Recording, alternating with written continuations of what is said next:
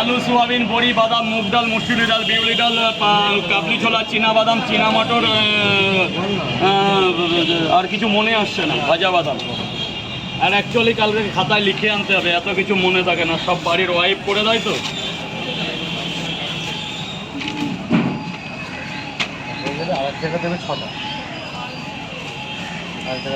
এখন ডিম ছিল না, দেরি আছে, তরকারি ফুরিয়ে গেছে। এখন না, পরে পরে এই দ্বিতীয় রাউন্ড নামবে এক্ষুনি। দাদা গেটটা ছেড়ে দেবে, গেটটা পরিষ্কার রাখতে হবে, নাহলে প্রবলেম হয়ে যাবে।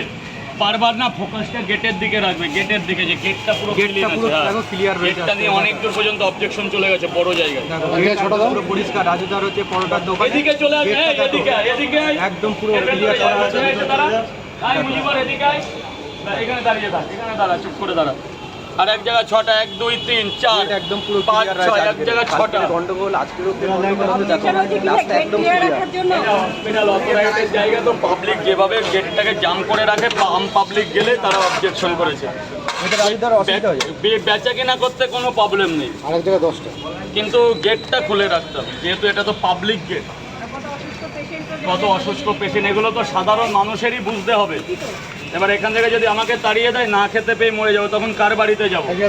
খেতে তো তুমিও দেবা না, যে অভাবের সংসার। হয়তো একদিন দেওয়া, পরের দিন তাড়িয়ে দেবা। 4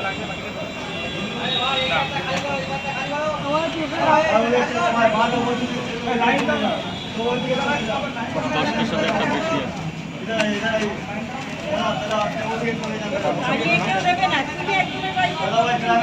কদিন খাবো খেতে? এখন এই জামানায় খেতে খারাপ লাগতো না? 50 টাকা তো নিয়ে যাবো। এখন যে সময় কেউ কাউরে খেতে 100 বার খাটতে হবে। এই বাজারে খাটলে কিছুর অভাব নেই, খাটলে সব সুখ নিজের তৈরি করতে হয়। পরে পরে আগে তরকারি দিয়ে নি, তারপর হিসাবের ব্যাপার পরে। টাকা দিয়েই যাবেন আপনি, যেমন মানুষ আছে। ঠান্ডা জলটা এসছে, তুমি যেটা আনলা খাবেন একটু। এই যে মুজিবকে একটু জল দাও।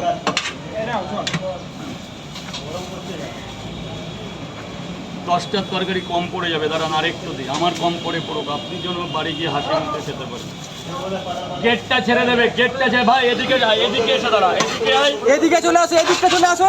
গেটটা ফাঁকা রাখো, কেন একটা অবজেকশন এসে গেছে। আরে ও এখানকার ছেলে, ওপর থেকে বারণ করে গেছে। গেটটা ছেড়ে দাঁড়া। এই কি হলো শুনতে চায় না। আরে এই ও জানে, তুই এখানে জানিস, ও জানিস ও আমার ছেলে আছে।